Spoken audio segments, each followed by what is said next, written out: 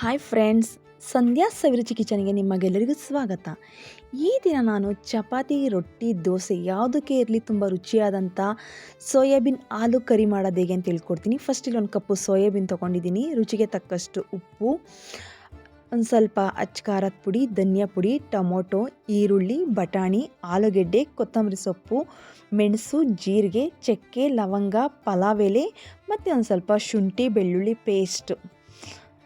ನೋಡಿ, ಇಷ್ಟಿದ್ರೆ ಸಾಕು. ತುಂಬಾ ಟೇಸ್ಟಿಯಾಗಿ ತುಂಬ ಚೆನ್ನಾಗಿ ಮಾಡ್ಬೋದು. ಹಾಗೆ ಇಲ್ಲೊಂದು ಸ್ವಲ್ಪ ನಾನಿಲ್ಲಿ ಗರಂ ಮಸಾಲ ಹಾಕ್ತಾಯಿದ್ದೀನಿ. ಹಾಗೆ ಒಂದು ಸ್ವಲ್ಪ ಎಣ್ಣೆ ಬೇಕಲ್ಲ ಮಾಡೋಕ್ಕೆ. ಇವಾಗ ಫಸ್ಟು ಸೋಯಾಬೀನ ನಾವು ಒಂದು ಸ್ವಲ್ಪ ನೀರಲ್ಲಿ ನೆನೆಸ್ಕೋಬೇಕು. ಸೋಯಾಬೀನನ್ನ ಒಂದು 10 ನಿಮಿಷ ನೆಂದರೆ ಸಾಕು, ಚೆನ್ನಾಗಿ ಅಳ್ಕೊಳ್ಳುತ್ತೆ. ಇವಾಗ ನಾನಿಲ್ಲಿ ಒಂದು ಪಾತ್ರೆಗೆ ನೀರು ಹಾಕ್ತಾಯಿದ್ದೀನಿ. ನೀರಿಗೆ ನಾವು ಫಸ್ಟೇ ತೊಳ್ಕೊಂಡಿರೋಂಥ ಸೋಯಾಬೀನ್ನ ನೆನೆಸಿಟ್ಟಿದ್ದೀನಿ. ನೋಡಿ, ನೆಂದಮೇಲೆ ನೋಡಿ ಅದಕ್ಕೊಂದು ಸ್ವಲ್ಪ ಉಪ್ಪು ಹಾಕಿದ್ದೀನಿ. ಹಾಗೆ ಒಂದು ಸ್ವಲ್ಪ ಅರಿಶಿಣದ ಪುಡಿ ಹಾಕಿದ್ದೀನಿ ಇವಾಗಲೇ. ಇವಾಗ ನಾವು ಗ್ಯಾಸ್ ಮೇಲೆ ಇಟ್ಟು ಒಂದು ಸ್ವಲ್ಪ ಹೊತ್ತು ಬೇಯಿಸ್ಕೋಬೇಕು. ಈ ಥರ ನೆನೆಸಿ ಬೇಯಿಸೋದ್ರಿಂದ ಇವಾಗ ಉಪ್ಪು ಎಲ್ಲ ಹಾಕಿದ್ದೀವಲ್ಲ, ಚೆನ್ನಾಗಿ ಉಪ್ಪು ಖಾರ ಹಿಡಿತೆ. ನೋಡಿ, ಕಲರ್ ಅರಿಶಿಣ ಪುಡಿ ಹಾಕಿರೋದಕ್ಕೆ ಕಲರು ಸಹ ತುಂಬ ಚೆನ್ನಾಗಿರುತ್ತೆ. ಜಾಸ್ತಿ ಹೊತ್ತೇನು ಬೇಯಿಸೋ ಅವಶ್ಯಕತೆ ಇಲ್ಲ. ಒಂದು 10 ನಿಮಿಷ ಬೇಯಿಸಿದ್ರೆ ಸಾಕು. ಬೆಂದೈತೆ ಇವಾಗ. ತುಂಬಾ ಸಾಫ್ಟ್ ಸ್ಪಂಜಿಯಾಗೈತೆ. ತುಂಬಾ ಚೆನ್ನಾಗಿರುತ್ತೆ. ಈಸಿಯಾಗಿ ಮಾಡ್ಬೋದು. ಯಾವುದಕ್ಕೆ ಚಪಾತಿ ರೊಟ್ಟಿಗೆ ಏನಪ್ಪ ಮಾಡಬೇಕು ಅನ್ನೋ ಯೋಚನೆ ಮಾಡೋಂಗಿಲ್ಲ. ಈಸಿಯಾಗಿ ಮನೇಲಿರೋಂಥ ಪದಾರ್ಥನೇ ಬಳಸಿ ಮಾಡ್ಬೋದು. ಇವಾಗ ನಾನಿಲ್ಲೊಂದು 3 ಸ್ಪೂನಷ್ಟು ಎಣ್ಣೆ ಬಿಟ್ಟಿದ್ದೀನಿ.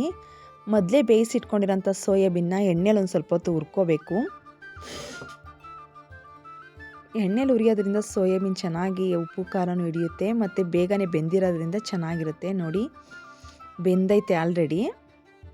ನಾವು ಎಣ್ಣೆಲಿ ಒಂದು ಸ್ವಲ್ಪ ಹೊತ್ತು ಹುರಿದಾಗಿ ಮಡಿಕೋಬೇಕು. ಎತ್ತಿಟ್ಕೊಂಡು ಅದೇ ಕುಕ್ಕರ್ಗೆ ಒಂದು ಸ್ವಲ್ಪ ಎಣ್ಣೆ ಬಿಟ್ಟಿದ್ದೀನಿ.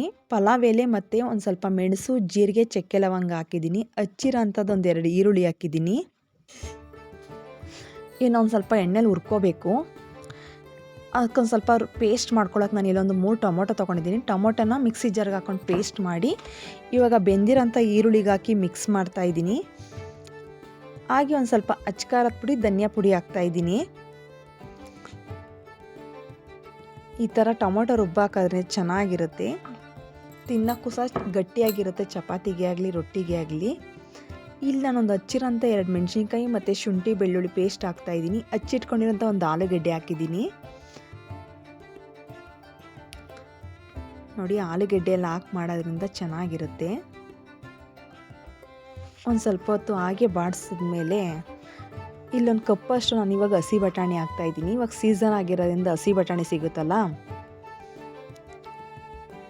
ಸ್ಮೆಲ್ ಅಂತೂ ಆಲ್ರೆಡಿ ಘಮ ಘಮ ಅಂತೈತೆ. ಮಕ್ಳಿಗಂತೂ ತುಂಬಾ ಇಷ್ಟ ಆಗುತ್ತೆ. ನೀವು ಒಂದ್ಸಲ ಟ್ರೈ ಮಾಡಿ, ಚೆನ್ನಾಗಿ ಬರುತ್ತೆ.